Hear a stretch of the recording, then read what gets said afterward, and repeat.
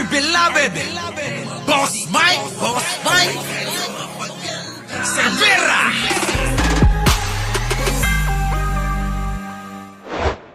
Nyo ito mga kababayan. Okay? Number 11, si Bong Revilla, Ramon Jr. Ayan. Ang apelyedo ba niya ay Bong? Kita nyo? Tanginan nyo. Kita nyo, nagmumura pa. Alam nyo, yan ang kaibahan natin sa kanila. Sila mura ng mura. Tayo mga kababayan, iniiba. Hindi tayo nagmumura. Ang mura natin yung hindi nila maiintindihan. Dahil maraming bata dyan nanonood. Tapos maririnig nila, nagmumura tayong lahat. Diba, mga kababayan? Nag-subscribe ako, Boss Mike, 80K ka. Kita mo, Volconic, ano? Parang kailan lang. Samantalang yung mga anti ni Jojo Chavez, gustong pabagsakin daw tong channel ko. Biruin mo. 4 na doble na yung nadagdag sa channel natin. Samantalang sila, 4 lang. Visit. 4 na po lang yata eh.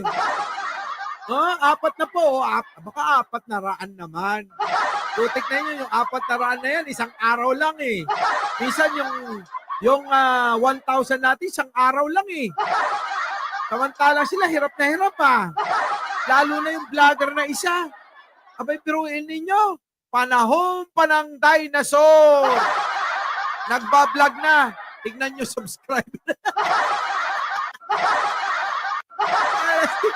Hindi na umangat Kasi yung mga ugali nyo. Baguhin nyo yung mga ugali nyo para mahaling kayo ng tao. Ganon. Hindi yung gali nyo kasi parang mga DDS eh. Dapat nga. Doon kayo kumakampi. Mga kababayan, Hindi man lang nadagdagan.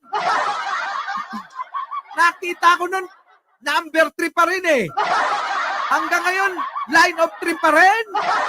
Wala stick. Sabi ni RR Jem, ako, Boss Mike, 19K pa lang. Naku, matagal na si RR Jem. Panahon pa to ni Mangusin. Sino dyan? Press 1.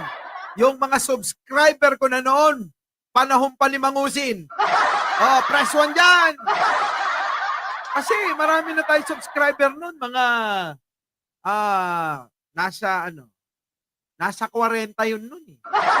Bago ko huminto noon, nung panahon ni Mangusin, 44 yata ko, 45 noon. Huminto ako noon. Yan Jicoy, Slapchick, RRJ, Miguel Arcangel. Nako, yan Sino pa? Captain Frank. Panahon pa ni Mangusin yung mga visit si Mangusin. Si Maria Tita Santillan. Ayan. Yung mga yan, Mami Piar. Nako. Karamihan sa inyo, di ba, idol nyo yun?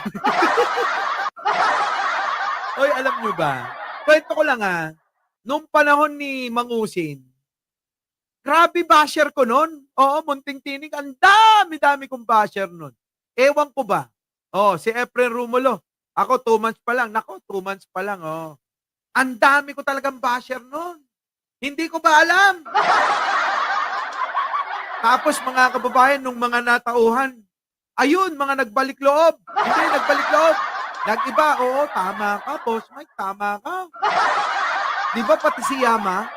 Ewan ko si Yama, mukhang kasama na naman yung kabayo na yan. Di ba? Kasama ba uli ni Mangusin si Yama? Grabe talaga to si Yama Wala rin kadala-dala. Eto na, punta na natin to mas mahalaga. Pasok! Tignan nyo ito mga kababayan. Okay? Number 11, si Bong Revilla, Ramon Jr. Ayan. Ang apelyedo ba niya ay Bong? Tanginan nyo. Kita nyo? Hindi niya kasi alam. Mamaya yan, mapapahiya yan. Galit na galit na naman ako yung araw na to. Ang apelyido ba ni Revilla ay Bong? Oh. Bakit siya number 11? Eh kasi nga bobo ka daw, Maharlika eh. Bobo ka raw. Oo, bobo ka raw. Bobo ka! Naapektuhan ngayon ang mga taong katulad ni Pastor Kibuloy, katulad ni even Willie Revillame, kasi ang number ni Attorney Vic Rodriguez ay napunta kay Willie Revillame, number 55. Tapos ang number na lang ni Attorney Vic 56. At now meron na namang restraining order ang Supreme Court. So babaguhin na naman. Oh, kita nyo mga kababayan, galit na galit, ano? Bagay sila ni ni Mangusin, ano? Dapat ang jowa ni Maharlika si Mangusin, bagay na bagay sila. No? Bagay na bagay. Maharlika, bakit di mo syutain si Mangusin? Oo, bagay kayong dalawa eh. Di ba, no? Magbudo lang kayong dalawa. Ito na. Bakit napahiya yan? Kasi hindi niya alam na meron ng pinal na desisyon na yung bong, mga kababayan, gawin ng umpisa ng apelyido yon. Ito na. Pasok. On B. Revilla dapat. Sa kaso ni Senador Bong Revilla, pakipaliwanag mo nga, ano ba nangyari? Bakit nga ba siya nasa unahan ng listahan? Kung ano na yung bagong pangalan ng isang tao base sa iyong pagkakapanganak, sa Pakinggan nyo maigi. Pakinggan nyo. birth certificate o base sa isang desisyon ng korte, ay yun na po ang susundin. Dahil yun po ay may bisa at desisyon ng isang batas at that time. Kita nyo, na-desisyonan na pala ng batas yan. Hindi alam ni Maharlika, bigla na lang nagkuda ng nagkuda. Kaya napahiyang malala eh. Sa bagay mga kababayan. Di ba? Sa bagay mga kababayan si Maharlika sanay na sanay na. Di na naman nakainom ng maintenance si Maharlika, sabi ni Puji ko. Ano ka ba? 3 milyon yan. Kada buwan ang maintenance niya. 3 milyon. Kada buwan ang maintenance niyan. Aloy. Ibig sabihin, ang apelyido niya, Bong Revilla. Ramon Bong Revilla, hindi Revilla lang. May Bong doon. Lalabas po. Opo, Ramon B. Bong Revilla. Sana po ay wag na mamasisi ang COMELEC sapagkat yun po ay isang order, desisyon na naging final and executory. Final na yon, pinal na. Kita mo, hindi alam ni ni Maharlika. Ng korte, 2009 pa po. 2009 pa Maharlika, hindi mo alam. Engot ka. Panoorin nyo ulit. Dapat Ramon B. Revilla dapat. Sa kaso ni Senador Bong Revilla, pakipaliwanag mo nga, ano ba nangyari? Bakit nga ba siya nasa unahan ng listahan? Kung ano na yung bagong pangalan ng isang tao base sa iyong pagkakapanganak, sa birth certificate o base sa isang desisyon ng korte, ay yun na po ang susundin. Dahil yun po ay may bisa at desisyon ng isang batas at that time. Ibig sabihin, ang apelyido niya, Bong Revilla. Ramon Bong Revilla, hindi Revilla lang. May Bong Lalabas doon. po. Opo, Ramon B. Bong Revilla. Sana po ay wag na mamasisi ang COMELEC sapagkat yun po ay isang order, desisyon na naging final and executory ng korte, 2009 pa po. Kita nyo? 2009 pa yan. 2009 pa pala yan. Tapos si Maharlika, galit na galit siya. Tignan nyo ito mga kababayan. Okay? Number 11, si Bong Revilla, Ramon Jr. Ayan. Ang apelyido ba niya ay Bong? Tanginan nyo. Kita mo, nagmumura pa. Galit na naman ako yung araw na to. Ang apelyido ba ni Revilla ay Bong? Bakit siya number 11? Naapektuhan ngayon ang mga taong katulad ni Pastor Kibuloy, katulad ni even Willie Revillame, kasi ang number ni Attorney... Wala na nga kasi yung mga manok nito talagang matatalo na. Kaya pinag-iinitan kahit yung... hindi niya siguro rin alam Hindi niya siguro rin alam na pinal na pala yun na kapag may nakadikit sa pangalan, yun ang masusunod. Di po ba? Kaya yan, galit na galit siya. Kasi nga si Vic Rodriguez, hirap na hirap. Panay na rin ang live. Kung ano-ano mga pinagbabanat. Si Vic Rodriguez, kita nyo. Halos maubos na yung buhok, kaka-live niya. Halos araw-araw nagla-live yan. Kala naman makakahabol pa. Di ba? Si Kibuloy naman, ayun, nagsasakit-sakitan. Nagpapaawa na sa mga tao. baka akala rin mga kababayan baka akala rin maawa yung mga tao, iboto pa siya. Kanya-kanya sila, mga kababayan. Kanya-kanya sila ng kaparaanan. Si EP naman, mga kababayan, kita nyo naman. Ang dami ring ads ang pinaggagawa. Hindi ako abogado, hindi ako doktor, hindi ako inhinyero. Putik na yan, mga kababayan. Sino ba may sabi sa'yong engineer ka at abogado at doktor ka? Wala naman nagsasabi. Artista ka, oo, hinangaan ng mga Pilipino. Noong panahong kapartner mo, si Chris Aquino. Pero nung lumaos ka na, at biglang papasok sa politika, biglang nawalan ng gana ang mamamayang Pilipino sa'yo. Kaya huwag ka nang magtaka kung nasa kulelat ka kasama ni Marcoleta. Ang mga tao, nagmamatsyag lang yan. Nakita nyo naman yung survey kanina. Yung pinapakalat nyo na ayaw na ng mga Pilipino kay Pangulo. Fake news na naman yan. Dahil yung ating mga kasamahan, nag-survey sila sa kalye kanina. Oh, kita nyo naman ang sigaw ng tao, Marcos pa rin! Pero huwag kayong mag-alala. Sa 10 tinanong na tao, 9 ang boto ni Pangulo. May naawa naman ng isa kay Sara. Kaya magpasalamat na kayo kahit papano. Kahit papano may isang boto. Walastik, mga kababayan. Diba? Laging fake news. Oo, wala namang binalitang tama yan. Nasaan na ngayon, Marley, kayong Yung 3 taong nilolo ninyo. Nilolo ninyo na nilolo ninyo. Sabi nyo may video kayo. Video kayo na magpapatotoo na nagdodroga ang Pangulo. Bakit hanggang ngayon wala pa rin? Kalimutan na lang natin yung ganon. Matapos nyong lokohin yung sambayan ng Pilipino na naniniwala sa inyo. Nung araw, mga kababayan, maraming naniniwala dyan. Kita nyo ngayon, mas marami pang nanonood kay Mima kaysa rito. Bakit kanyo? Nilabas ni Mima ang kasinungalingan neto. Diba? Wala na. Nalaos bigla to. Dati, mga kababayan, ang pinapanood lang sa mga DDS, eto lang Kaya nga nagsiselo si Banat Bay nun Anong ginagawa ni Banat Bay nun? Nagpapapansin Sabi ni Banat Bay nun, huwag kayong maniwala dyan. Puro fake news yan. Kita nyo? Ano nangyari? Sumambulat ang kalokohan neto. Ayun, tapos ang karir. Yung matagal nilang sinasalsal na video na 3 taon na pinambibingwit nila sa mga tao. Ano nangyari? Nilabas nila peking video. Ngayon ang tanong sa mga DDS, hindi pa ba kayo natatauhan?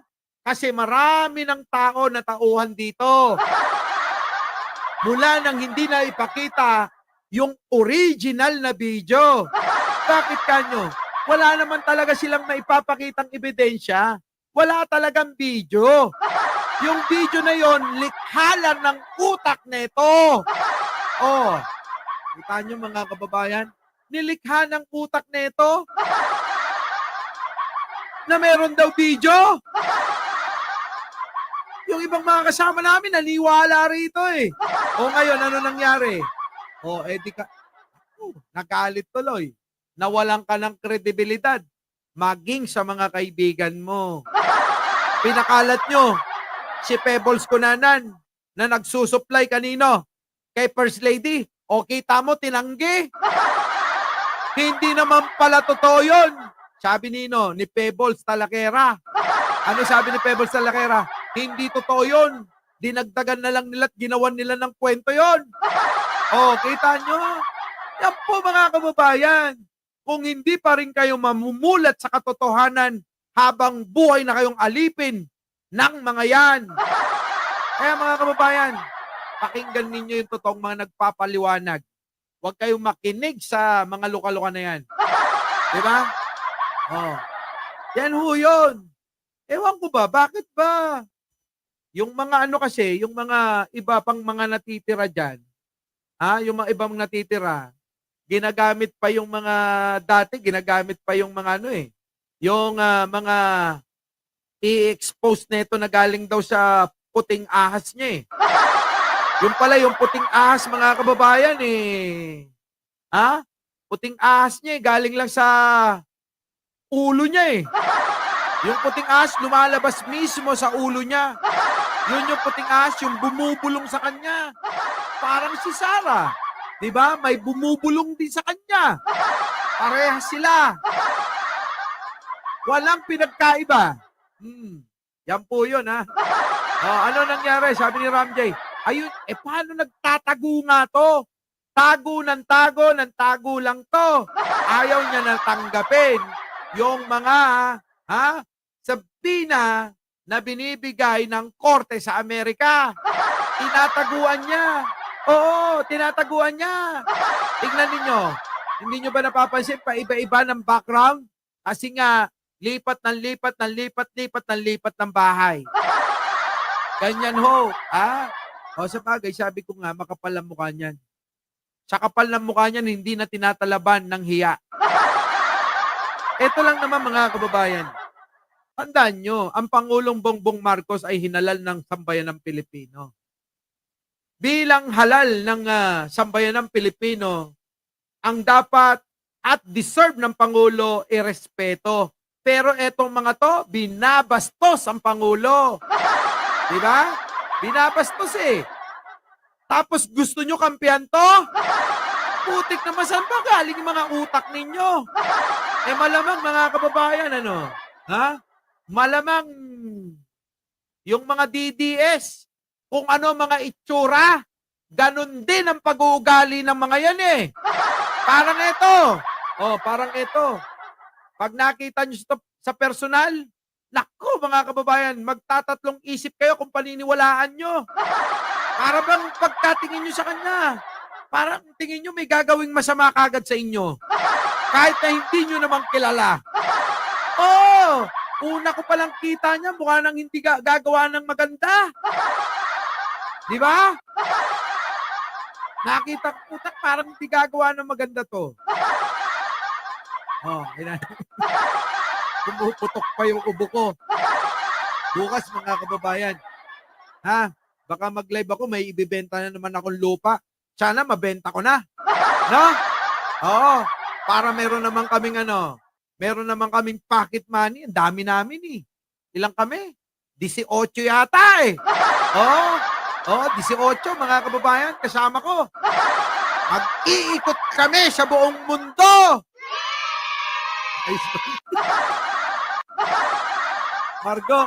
Margox, magkikita ulit tayo. Magkikita ulit tayo, malapit na. Siguro mga, ano na ba ngayon? Wala nang 2 buwan. Magkikita na ulit tayo. Oo. Sa mga sa mga nasa Macau, nasa Hong Kong, nasa China, nasa Amerika, nasa Australia, nasa Japan. Mamili kayo! Kita-kita tayo. Muli, mga kababayan, hanggang dito na lang. Dahil maaga pa yung meeting ko bukas. Kasi kanina, mga kababayan, hindi ako nakapag-live. Sobrang dami kong trabaho. Sobrang dami. Kaya, bukas, itutuloy ko. Dahil yung dinidil ko na lupa, Sino mga Malolos? Meron akong binibentang lupa kasi, mga kababayan Baka gusto nyong bilhin. I-PM nyo lang ako. Bibigay ko sa inyo ng mura. Mura lang. Napakaganda. Corner lot siya, mga kababayan. Pwede nyong gawan ng 3 gate. Kasi corner nga 2 dito sa gilid, 2 dito sa gilid. 4 na gate. Pwede 2, no? 2, no? Sa may naku, napakaganda ng pwesto nito. Isang magandang subdivision sa Malolos, Bulacan. Malapit sa ginagawang istasyon ng ano ba yan, yung PNR, oo, yung tren, mga kababayan, yung istasyon ng tren, yung diretso ng Clark hanggang, kung di ako nagkakamali, Bicol, na proyekto na hindi natapos, Nino, hindi natapos ni Gloria, hindi natapos ni Pinoy, hindi natapos Nino, ni Digong. At ngayon, tinatapos ni Pangulong Bongbong. PM lang. Oo. Ano lang yun? Ano lang, pang bahay, pang isang pamilya. Oo. Nasa ano lang yata yun eh. 160 square meter lang subdivision. Mahal na ho doon. Oo, mahal na. Oo. Oh, mahal na yung andon, yung lupa doon. Dati mura lang yun, mga kababayan. Ngayon, mga kababayan, mahal na. Oo, mahal na. So mali, mga kababayan, panoorin nyo na lang ako, bukas magla-live ako. Oh, baka sakali, kasi yung kasama ko, titignan daw nung arkitekto kung paano gagawing bahay yun. Oo. Ha? Oh, Architect Dan Eduardo.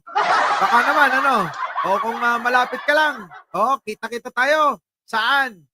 Sa Grand Royal, mga kababayan. O, hindi binabaha yung lugar, ha? Walang baha. Diba? Walang baha. Kasi kailangan ko ng pambaon. Diba? Kailangan ko ng pambaon, mga kababayan. Napakaganda. May puno ng mangga. May puno ng mga saging. Oo. Pwede nyo nang pitasin. Sa tagal ng panahon na nandoon. Ang gaganda ng mga bahay doon, Yun na lang yata yung lupang bakante ron eh. Sino pa? May gusto pa. Meron pa akong binibenta sa Tagaytay naman.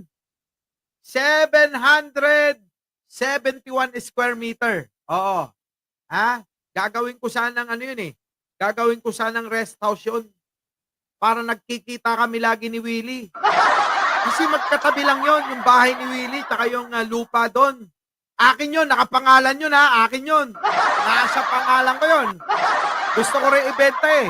Nagbabawas na ako ng mga ari-arian para ma-enjoy na lang ang buhay no? Gusto ko kasi, mga kababayan, masaya na lang. Ayoko na ng kalungkutan. Ayoko na ng kalungkutan sa buhay. Masyado na tayong matanda para sa mga stress na yan. Hayaan na natin silang ma-stress sa atin. Huwag lang tayo ma-stress sa mga yan. Yung lupa, ito kwento ko. Sa mga gusto, yung lupa doon sa may Tagaytay, nandito, ayan, nandiyan dyan. Tanaw na tanaw nyo. Yung alin? Yung Taal Volcano. Ganda nun, mga kababayan, Biruin ninyo habang kasama nyo. Halimbawa, malaki kasi, malaki yung pagkabahay. Gagawin ko sanang rest house yun nun eh. Kaya lang, nag-pandemic. Napunta ako sa pagbablog. Wala na, nasira na yung sirkulasyon ko eh. Wala nang nag-vlog ako. Wala na. Himpapawid. Taga Malolos din ako. Kita tayo. Ito, overlooking do sa Taal, Agnolim Priya. 771 square meter. Tapos yung cut niya pahaba. Pahabang ganun. Tabing kalsada. Tabing kalsada yan, ngayon, titingnan nyo. Naku, mga kababayan ng ganito. Gayayang-gayang lang kayo. Tapos may second floor kayo. Tapos sa second floor, yung view nyo, yung sa master bedroom nyo, putik pagbukas nyo ng pinto na gano'n, Taal Volcano. O gusto nyo naman yung gawin nyo ng clear para kahit hindi kayo magbukas, itapat nyo doon yung kama nyo para habang naglalabing-labing kayo, saksi si Taal Volcano. Diba? Diba, Habang naglalabing-labing kayo, walang mamboboso. Pero habang ginagawa nyo ang requirement sa pagmamahalan ninyo, ang saksi si Taal Volcano. Sarap nun, Oh, pero kung sa may gusto lang, ha? Sa may mga gusto, investment ninyo, tawagan nyo lang ako. Legit to! Wala tayong Norman Mangusin na estilo. Lahat ng deal natin, totoo. Diba, mga kababayan? Eruption agad, oo. Oh, saksi sa pagmamahalan. Hindi lang. Saksi din sa pagtataksil. Dahil hindi naman lahat ng pupunta riyan. Kung ginawa kong ano yun, ginawa kong rest house, syempre gagawin ko na rin na paupahan. Sa tingin nyo, lahat ng pupunta ron, totoong legal? Marami dyan yung mga nagtatago lang. Kaya, magiging saksi sila sa inyong pagtataksil. Di ba? PM nyo lang ako. Kung gusto ninyong makita yung titulo, gusto nyo, sino may mga interesado, PM nyo lang ako, investment nyo. Nako, napakaganda, napakalaki. Oo. Oo, ha? Dami kong titulo, mga kababayan eh. Ang dami ko bang nabili na hindi ko na pinapansin. Ngayon, pinapansin ko na eh. Bakit? Nauubos na yung pera ko. Kaya kailangan ko na magbenta eh. Oh, di ba? Oh, okay na, mga kababayan. So muli, mga kababayan, sa mga may gusto may property ko, dami. Oh, sino rin may gusto ng kondo sa Manila? Nako, mga kababayan, napakaganda. Pagka dumaan kayo sa Skyway, tumbok na tumbok nyo yung unit mismo. Oh, yun. Pag dumaan kayo, galing kayo dito sa may Kamatsile, dito sa Balintawak. Umakyat kayo. Pagka papunta na kayo ng Quirino, makikita nyo na doon. Oo, makikita nyo na. Aba, kitang-kita talaga yung unit eh. Mga kababayan, ang ganda-ganda eh. May parking. May parking At merong kondo. Kondo. Kondo, may parking. Gusto ko na rin ibenta. PM lang kayo! PM lang kayo. Meron pa. Dami kong gusto ibenta. Meron pa ako dito. Sa may saan ba yan? Dami kasing kondo eh. Sa may UST. Sa tapat ng UST. Nando doon, oo. Nando doon sa pinakamataas. Ang tanaw nyo naman, Manila Bay. At pag tumingin kayo sa baba, makikita nyo mismo yung simbahan doon sa UST. Biruin mo, tatanaw ka lang sa bintana, magsisimba ka na. Pag tinanaw mo ng pataas yung mata mo, matatanaw mo, dagat na. Diba? Ganun ako mamili ng mga property. Siguradong maganda. Yun yung mga babayaran nyo doon. Yun yung mga babayaran nyo. Yung view sa may Taal. Yung view doon sa may mga kondo. Ako, gaganda. Sigurado, makakabuo kayong dalawa. Kaya, tawagan nyo lang ako. Tawagan nyo lang. Mura ko lang ibibigay yan. Kayo pa, diskwentro agad yan. Diskwentro. May parking, merong kompleto. Gusto nyo, i-renovate ko pa eh. Pag ginawa ko yan, pag gumawa pa naman ako ng ganyan, ako, ganda-ganda. Sabihan nyo lang ako, mga kababayan, pag kailangan nyo. Sa akin mismo, oo. Akin mismo. Uli, kita tayo bukas. Oo, Kicks TV, humabol ka pa. Kita tayo bukas sa Malolos. Okay po. Muli, ako po inyong lingkod, Mike Cervera. Lagi nagpapalalang mali natin ang ating kapwa. Pagdasal po natin lagi ang ating bansa. Our beloved Boss Mike Cervera.